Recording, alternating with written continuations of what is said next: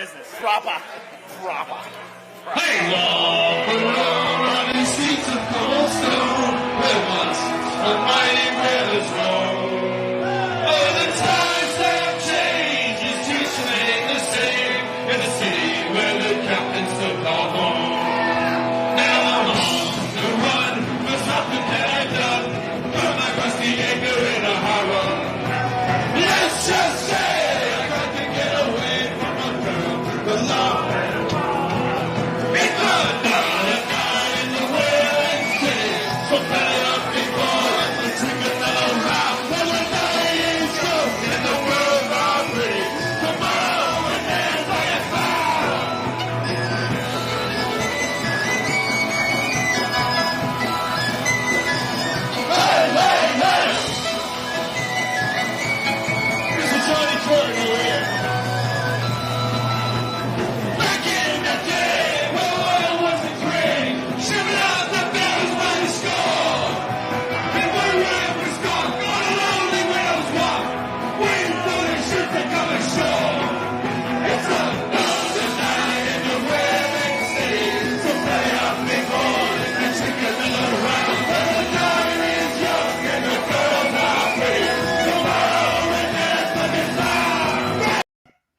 All right, that was the Poorman playing a song called "The Whaling City." A lot of people might not know that.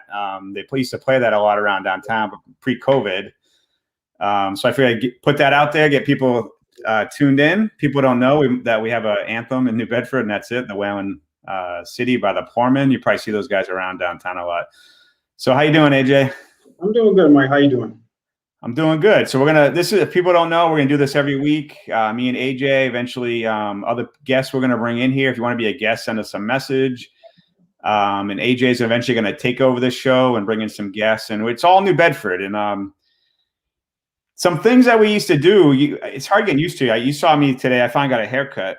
And pre-COVID, I used to get a haircut every month. Now I feel like I go every like 6 months until I look like a hippie. I feel like as an ex-military guy, but it's kind of interesting. So some things we're going to talk about. We're going to talk about COVID. Where's New Bedford now? We got some numbers. We're going to share what's the state. People might not know this, but as of the most recent data, New Bedford's still red. We're actually one of the worst. Cushionit is the worst, and New Bedford's the second worst in the area for the numbers. So we're going to go over that. New Bedford police did a major, the largest fentanyl seizure in the history. I'm going to go over that and a bunch of other topics. So let's start this off. So COVID numbers. What people don't, the good news, and I'll pull this up, is the CDC numbers. The top number is how many deaths, and you can see that it's on the way down. It's still pretty high, but it's on the way down. And the bottom is the COVID infections that are going down. As we're getting more, I think, immunizations in there, the more numbers are shrinking and people are getting better. This is the numbers in Massachusetts for the vaccines administered. You can see it's going up. Those numbers that are kind of go up and down, the down numbers are on the weekends, but you can see the weekdays are getting higher and higher. So as of February 18th, 225,000 doses administered in the last 7 days and 1.2 million total. So we're getting there. And if you see Baker, he's been pushing this pretty hard. So keep doing it. We're almost through this. And we get through that fatigue, right, AJ? But if we just keep washing our hands, wearing our masks, keep our distance, and wait for our turn, we're going to get through this, I think. How are you doing? I feel like the numbers are going to go up too, especially administering vaccinations with these mass sites opening up. And I think more people are going to be motivated to actually go get the vaccine. I get in conversations daily with people that are on the borderline. They don't know whether to get it or not. And as we always say, do your own research, check out the pros and cons, and what works best for you and your family is what you should do. Yeah, so I'm going to pull up the New Bedford numbers. So if you go to the city of New Bedford's website, They don't really update it. It's updated kind of old. Like this says like February 10th, right? That's like the newest stuff. But I think it's the same thing. You can see the line is just trending down. It's like if you own the stock, this would be a terrible like line. But when it comes to COVID, this is what you want to see, is this nice downturn.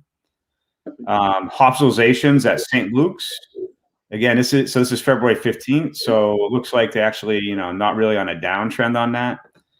It is something I covered. I wrote about this, a while ago, is the numbers where it used to be the Hispanic community was really the highest people impacted. Yeah. And you can see they are. So they make up 20% of the city, but they're a little bit higher. They used to be 40%. I want to say 45, 50% when COVID was peaking. And that community was hit hard. It looks like we've got some better outreach there. Do we know the exact reason why that was like that?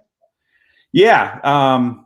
If you look at the community in New Bedford, I think when I talked about this with the mayor is there wasn't a lot of Spanish outreach. By information, it was kind of hard. I don't want to say there wasn't any by the city, but it was hard to get the information to Hispanic community. Mm-hmm. And I don't want to get into too many demographics, but the Hispanic community is very blue collar. Mm-hmm. And all couldn't afford to just skip work during the peak COVID and, going into the fish houses, going into work. Mm-hmm. It wasn't an option to take a week off, right? Definitely. And I'll speak into the fact, just from being in the school system, that a lot of Spanish families are very new to the area and they're very green, so they might not even know. And a lot of the parents might not even speak or understand English too. So it's very important that we get like for instance, when we print something out in the school system, we have different copies. We have Portuguese, we have Spanish, we have all different languages. So it's very important that we actually have some representation that can get to these communities right away, because they're coming in by the numbers. We're a sanctuary city, right? And we actually, I want to say, from when I was started in elementary school a couple of years ago, we were getting around 2,000 new students into our school system, and it was only doubling and going up. So I can imagine by this point that we're at a pretty high rate. So it's very important we do get some representation so that they're not missing the ball. Yeah, so I'm gonna transition out of COVID to drugs, which New Bedford has a serious issue, but the New Bedford police did the largest fentanyl bust in New Bedford's history. And if people don't know what fentanyl, so when you get into heroin, it's pretty bad. And then there's two worse drugs than that, fentanyl and carfentanil.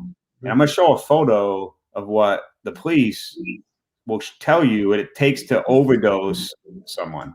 So to the left, you can see as much heroin it takes to overdose someone. In the middle, fentanyl. And then to the right, carfentanil. Carfentanil was used basically as a tranquilizer for elephants. And I'm just going to pull that back off the screen. And then fentanyl is generally used, for serious surgeries and those kind of things. But it's kind of found its way into the heroin market because it does hit people pretty hard, especially users that have used them for a long time. Mm-hmm. So the New Bedford police, now you remember that photo? Let me pull it up again. The middle is what it takes to overdose. Now, the Bedford police see 7.2 kilos of fentanyl, and a kilo is 2.2 pounds. So you're talking like 15 pounds of fentanyl, which is enough to like overdose the entire city, like I don't know how many times. And this is the photos of the bus by the New Bedford Police Department. And you see the money, the drugs, the machines that, stuff they use, and the other, you can see on the left, baking soda, when they cut this stuff up. Yeah. And the value was $400,000 of fentanyl. It's pretty crazy. I mean, what do you think about that? It's kind of crazy, right? Honestly, I'm not anybody to knock anybody's hustle. I'm not the type of person to get in other people's business. But when you're dealing with something that literally can kill somebody like that, I don't think that's a business that people should be investing in. You're literally destroying families. Knowing recovering addicts and knowing people that have gone through substance abuse of alcohol or even harder drugs, it's very tough to sit back and feel bad for somebody that gets caught like that. And I do want to applaud the detectives and the police and whoever did the work on busting that, because like I said, we're not talking about somebody making money. We're not talking about somebody that's just hustling to provide or for out, right? We're talking about somebody that's destroying lives, and we're talking about somebody that's killing people, actually adding to the demise of the city. So at that point, I'd like to like I said, give a round of applause to whoever made that bus, because to me that equals saving lives, and that's what we're here for, and especially in our city, because we have enough black eyes, but I don't think people understand the beauty of New Bedford, and that's why we're here. That's why we're doing shows like this, so we can highlight things. We can talk about the truth, the real aspect of what goes on in our city, like with what we're talking about now, but we can also bring to the forefront the beautiful side and the creative side and the community side. So. Yeah, what people don't understand is about 6 years ago, no one overdosed from fentanyl, and now it's 92% of all overdose deaths in Massachusetts. So it went from not in the system to now causing 9 out of 10 people that overdose and die in Massachusetts. It's what's killing them. So when you see something like this, I appreciate the police work. But I feel like for every guy you bust is 10 that you haven't. And Definitely.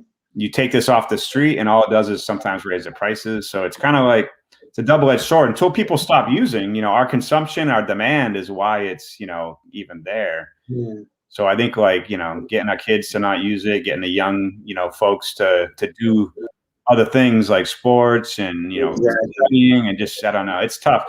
It's a never ending, we can go all day on the war on drugs and how bad it's been, but we'll move on. So the next one is you got a story. You got something about Auntie's Cafe, Kathy's Cafe. Yes. So I want to just kind of highlight one of the 2 new areas that I kind of came across this week in New Bedford. So we have Auntie Cat's Cafe and Bakery, which it's about desserts and treats, and they open their doors on Union Street right across from the First Unitarian Church. It's said to be beautiful inside, nicely painted walls, warm colors, and cozy atmosphere. They have several desserts, cookies, fudge brownies, cupcakes, cheesecakes, pastries, fruit chocolate. She also has Lisa cheese, spinach and cheese and turkey hot rolls. And she's a one-woman machine, and she's up at 4 a.m. every day making her dough. So I love treats. I love that type of food and bakeries in New Bedford. So everybody out there that loves those type of places, please visit her. I'm sure you won't be disappointed. Yeah, and you can email info@newbedfordguide.com or mike@newbedfordguide.com. AJ's email will be set up soon, but if you got and this is not a paid advert for Auntie's Cafe. We're just trying to show off when we see a new business in the community. Right on Union Street. Yeah, right on Union. Yeah, so the new businesses, you got to go in there and really welcome to the neighborhood. Get in there, spend money, get them going. And if they don't have their COVID policies for pickup, then go ahead and pick it up. But support these local communities. Restaurants are I think the numbers after COVID, 1 out of 5 restaurants are going to be gone from our community for good. Exactly. Gone. They're not coming back.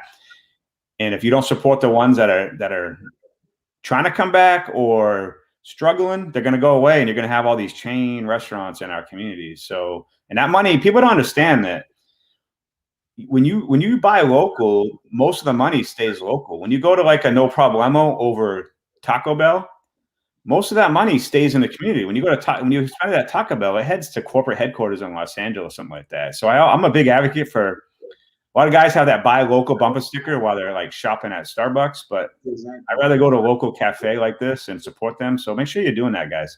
100%. I do the same thing all the time, and we're not asking you to go out there and spend $500 or $100. Just go get a nice meal, and then just help them out, help the community. And just like you say, Mike, it's all about reinvesting in the community. That's what New Bedford Guide is, right?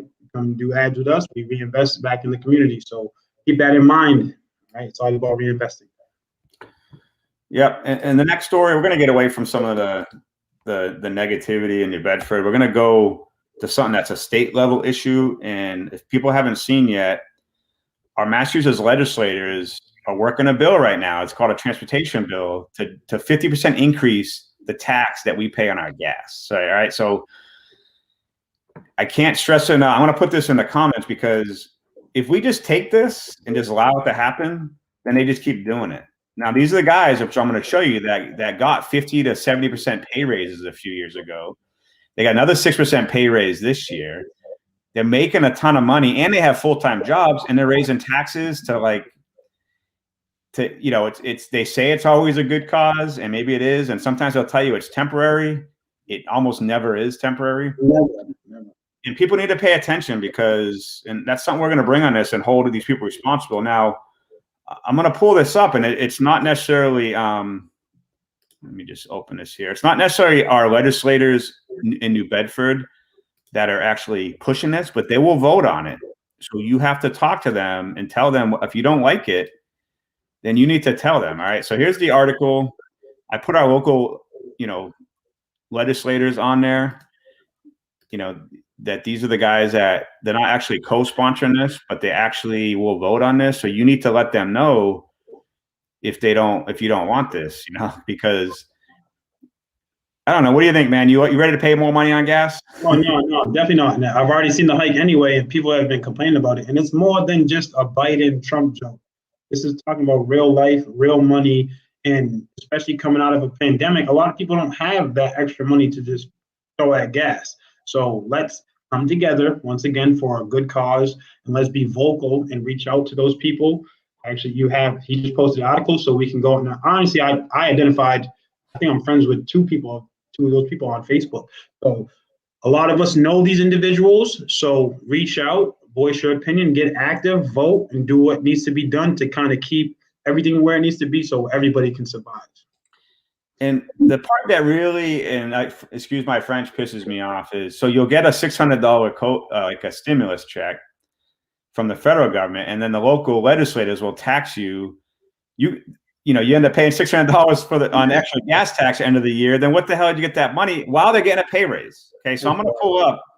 I'm like the only guy covering this stuff, and it kind of gets me annoyed because when you're in a one-party state and the media gets money from these legislators, they don't really cover this stuff so solidly. So I wrote this, and this is when Mark Montigny stopped becoming my friend. Me and him used to chat all the time. This is in 2017. He got a 79%, $65,000 pay hike, right? So this is in 2017. And then you can go through my article. I'm going to post this in there. Stanley Rosenberg, I think he's gone now, but he got he went from 102,000 to 162,000 pay. Okay, if you keep going down, Tony Cabral, he went up 37% from 82,000 to 112,000. Now, this is a few years ago, and since then, they've had 2 pay raises. Okay, so they're getting these pay raises going from 80 grand to 100 and something grand, like almost 200 grand, then another 6% on top of that, and then they're taxing you on gas. Right? So that's the stuff that kind of gets me. I don't know. What do you think about that? Honestly, man, I just, to make light of it, you got to think. So if somebody like, everybody here likes like the Patriots, right? So you got to think, if Tom Brady took a pay cut all his career to make certain things work, why are these individuals that they're not necessarily doing more work, they're not necessarily making more resolutions? And I'm not knocking their work. I'm not saying they don't make great strides. I'm not saying they don't do anything for the community, but whatever they're doing is not worth doubling their pay raise or tripling it. It just doesn't make sense. And we're not seeing the fruition in that. We're not seeing, yeah, hey, they might have got a pay raise, but look, this is what they did. Bang, bang, bang, bang. You need to have certain things. We need to have tangible, if you say evidence or whatever it may be, we need to have something tangible to see and feel and to go to if people are going to be getting that much pay raise. Because if you're speaking about teachers, they're not getting that same hike. If you're talking about educators, they're not getting that same pay raise. They're not getting all that. So it's like, where is the give and take, and where is the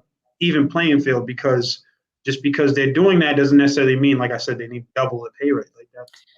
And the thing is I think it's like a third or almost half of them have the other jobs. It's actually, yes. I never understood how that could be legal, how you could get. So let's just take the average New Bedford resident makes about $25,000 a year.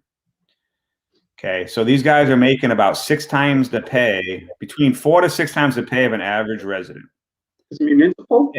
And then, what's that? Is it a municipal position?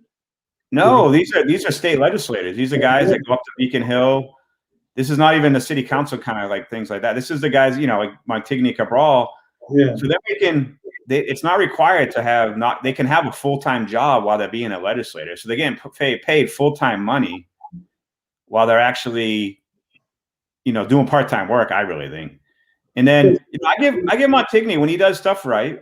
Like he was the guy behind the law where you can break a window and save an animal in the heat and the cold, those kind of things. He was behind. You can't leave animals out in the wintertime. It used to be as long as the law was written in Massachusetts, as long as the dog was tethered, had a bowl of water and food, it didn't matter. You could leave him out in a blizzard. Yeah, that's crazy. And he fixed that. So I give him those like accolades every time I see it. But I can't. It doesn't sit well when his average constituent makes $25,000 and he's making $150,000. And then on top of that, these guys use their campaign finances to pay their cars, to pay their bills. So they're making like 6 to 8 times the money. They use campaign money to pay half of their bills, and then they have second jobs. Man, these guys are making like a fortune, and this is allowed because we have a one-party system. I don't want to get into Republican Democrat. Exactly. When there's one party in a state, they kind of get the last 4 House speakers have gone to jail for corruption. So they get away with stuff. They keep going until they break it. And I'll move on. We'll have Montigny and Cabral get pissed at us and send us emails. But kudos to them. But I just don't think any of that goes to show that they deserve that much of a pay raise. Yeah, I agree. So there's a new Cape Verdean restaurant. Why don't you talk about that? Yeah. So in New Bedford, I guess the brothers are from Brockton, 2 brothers from Cape Verde. It was an idea that started 2 years ago.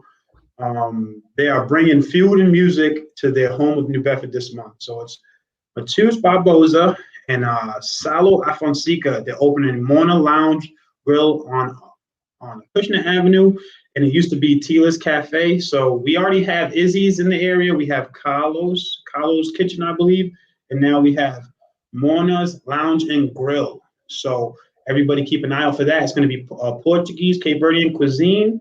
So I'm pretty sure they're going to come with a new spice. They're going to come with a new flavor and a new little attitude in the area. So that can only help and add to the community. So everybody be on the lookout for that and check that out. I'm Cape Verdean, so I'm definitely going to be there. I'll definitely be there with my family to support. And one love, guys. Good job. The Izzy's downtown, right? Yeah, Izzy's downtown. That's the staple. That's one of the staples. But it's good. Like I said, now we have 3 options around here, so that's really good. Yeah, Izzy's it's amazing breakfast spot and pre-made food. You can walk in and they have it kind of like I want to say like 6 or 7 options. It's already kind of there, and it's amazing. They're like at the point where you could kind of just ask them if they have, and they'll tell you, yeah, we make that. Like they do a great job, but they also, I feel like they get so busy and they keep it in the family that I think that they're very humble. They're very humble with their how they put the information out. So they have a bunch of things. I remember last time I went there, I probably went there like a month ago, and it was the first time I got pancakes. I got cachupa and pancakes, and it was amazing. I had people laughing at me for the combo, but like I said, who would have thought you go to a Cape Verdean restaurant and get pancakes? And they were amazing. So. Yeah, so I'm gonna jump to something this week. Basque and Fairhaven went from, so people don't know that there's 2 versions of cannabis use in Massachusetts. There's recreational and there's adult use, medical, right? So most people start off medical, and then Basque this past week turned into recreational. And I'm going to open up a video here, the ribbon cutting. But they went to recreational use this week. And my big question for a lot of things, and it's kind of nice to have something nearby, but New Bedford does not have a recreational use. Good afternoon, everyone. And boy, we couldn't have picked a better day to do this. This is wonderful. So this is a few days ago, ribbon cutting. There's Ian Abreu, city councilor, Chamber of Commerce. He's there in his Chamber of Commerce hat, but this is Basque and Fairhaven. People might not know is we actually produce edibles and cannabis in New Bedford. Is a big facility, but we don't have a recreational place to buy it. What do you think of that? I disagree. I know a couple of years ago, one of my friends, and him and his wife, I forget the name, but I remember reading the business plan, and it was amazing. They actually had it where they were going to reinvest a certain percentage of it of the business back into the community. They wanted to do like boats. They wanted to do like cannabis boats or like some type of paddle boats, or they just had such amazing ideas, and I know it got shut down, but they put up a very diligent fight, and I know Abreu was a advocate for it. But in the times that we're in, and now doing all the proper research and understanding the benefits, and just seeing what the data shows, I think it's a tragedy, and I think it can only, having a facility here can only help and put money back into our economy and our specific community. So I think it's time that we take a look at it. We take a look at all the options. And I know a bunch of people have broken down the numbers and have shown why we deserve and the benefit of having it in the area.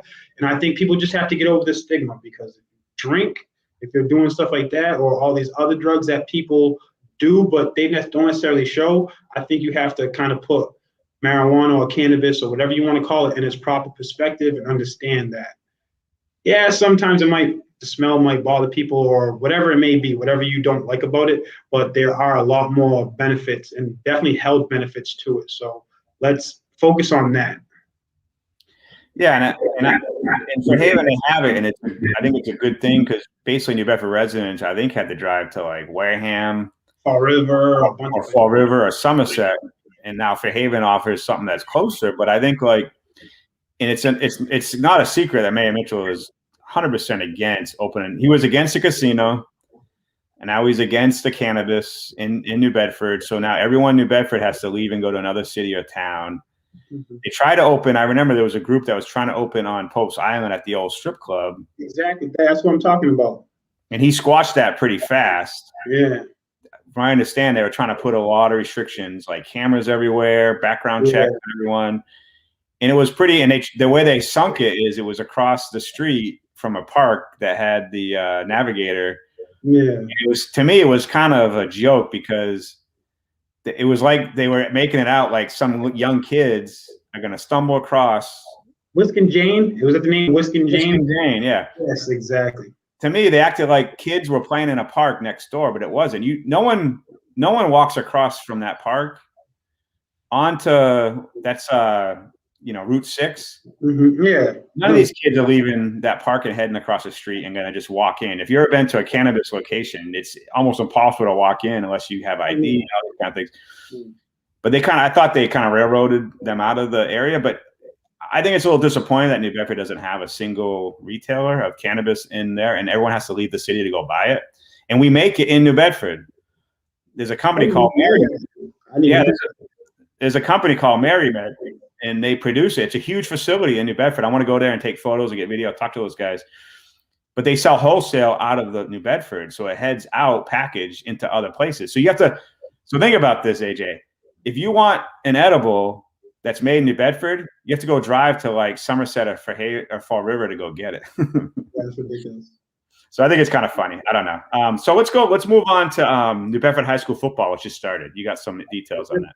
Yeah, I just want to give a little quick shout out to Coach Marky DeBrito and staff of the New Bedford Whalers football team. They started out this week, and they had a great year. And Marky's, I want to say he's been there maybe for like 8 years. And please, if I'm wrong, don't beat me up. But he's been there for a while now, and he's been putting his head to the grindstone. Him and his staff, they've been really pushing these kids. They've been holding these kids accountable. They've been doing everything from the classroom, holding them accountable in the classroom, to at home, outside of school, and really getting some results. And last year they had a breakthrough year. They were really, really good, and they actually deserved to win. I want to say they lost to Brockton. I went to the game, but they really, really were the better team. And I graduated in 2004. And that was going there to see them last year was very inspiring, and just to see the work and the work that they put in come to fruition, and see these kids buy in. And they sent a bunch of kids to college. I want to say 3 or 4 kids got actual scholarships. And even the year before, I want to say 3 or 4 kids got scholarships to go to school for free. And him being a former Bentley graduate, Hall of Fame, and coming from New Bedford, that's huge, because he not only did it for himself and made it out of here, but he's come back to the city and he's reinvested into our youth, and he's gotten the same results for them. So I just wanted to just highlight them real quick and just wish them the best of luck this year as they continue to push forward and build a program there that we can be proud of in the city. And also, I try to look, but I couldn't really find the information. But I also wanted to give a shout out to New Bedford football as well, and just all the other athletes that are beginning the new fall, or what is it, the winter, fall, spring, what, I don't know, whatever they call it, whatever, like their new season. All these players that have been waiting a while to be able to jump into these sports. It's well deserved. I'm happy for you guys, and just go out there, have fun. I pray for no injuries. Obviously, that's the worst part of the game. Would never wish that upon anybody, but just go out there, have fun, and just live it up. You guys deserve it. So good luck to everybody and all the student athletes. Yeah, I don't think people understand too that New Bedford High in the 70s and 80s was one of the top schools in the state, and it's kind of getting and it's getting back to that. People understand, like, and this is something I'll give props to Mayor Mitchell. When he took over, the graduation rate was like 50%. And I think it's, the last I looked, it was like in the 80s, if not 90% graduation. And that was Pia Durkin and now Dr. Anderson, who's the superintendent. At one time, we were paying 3 superintendents at one time because we kept firing the superintendents, but they had 3-year contracts. So on the 3rd year, we were paying 3 superintendents, and they're the highest paid positions in the city of New Bedford. They make like $200 and something thousand or something. If you go like and download the like pay scale, they are the #1 like pay position in the city, like twice what the mayor makes. And we were paying 3 at 1 year. It was kind of interesting. But this New Bedford High School is actually becoming a premier high school again, and that's what people need to understand. It really is a good school. People looked down on it about 10 years ago, and it's not the kids' fault or the teachers' fault. It was just some bad management, I thought. And they're back to it, and they're really good. And the football team actually has been really good the last couple of years. And people don't know that we have one of the best wrestling teams. Always one of the best wrestling teams in the state. Definitely. Shout out to Coach. I actually worked with his wife. She was Mrs. Sentes, and Mrs. Sentes does an amazing job. They are a true wrestling family. They live it, they breathe it, they love it. She's his biggest fan, the biggest kid. She's like a mother to all the kids. She's their biggest fan. So, like you said, we're returning to that level of athletics. And also, if you look at the top kids that are graduating, these kids are going to Harvard.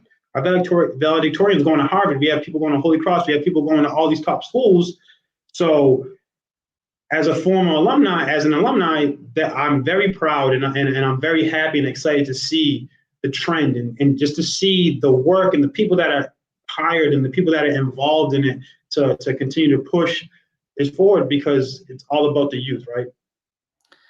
Yeah. All right, let's close out. We have one more thing. You have an info session you want to talk about. Yeah. So, it actually goes into what we were just talking about in New Bedford Public Schools. So, first of all, I want to give a shout out to all the educators out there, especially New Bedford Public Schools and staff. In these unprecedented times, it's important we work together as we move forward and figure out what lies ahead for us. Always keeping the youth first in mind, as their growth is our #1 priority. Now more than ever, the parent and teacher relationship needs to be the main focus. And that is a bridge that once it is built, it allows our students to cross over into the real world and help find their success or whatever their path may be in life, right? So I know there's a real issue going on with paraprofessionals being mistreated at this moment. And if I will say firsthand, I do support them. They play such a huge hand in the day-to-day development of our students. So I definitely support the paraprofessionals. And New Bedford Public Schools will be hosting a family info session for the elementary school to middle school, okay? So it will be hosted by the guidance counselors, the wraparound coordinators, and family engagement specialists. You will need to register for this event, and you can complete the registration form or send a text to Orlando Jackson at 508-717-8060. And just like the graphic you just put, the dates are for Normandan, they are March 3rd at 4 p.m. For Roosevelt, they are March 10th at 4 p.m. And for Keith, they are March 23rd at 4 p.m. So this is for all parents of 5th graders. Please check this out so you can learn how to better support your children with this transition. Yeah, and that's the important part is I think there needs to be more, parents need to really show up at these things, and because because it really does matter to the kids. The kids don't see the parents show up. They think it's not important, so get out there. It's all in March. We'll post that in the comments later in case you need it. But all right, man, good show. Tune in again next week, guys. We're going to do this every Wednesday. We're going to eventually have the mayor on, bring some guests in. It's our first 2 shows. We want everyone to see what's going on in New Bedford for the week. We're going to keep it up. All right, man. Take it easy, guys.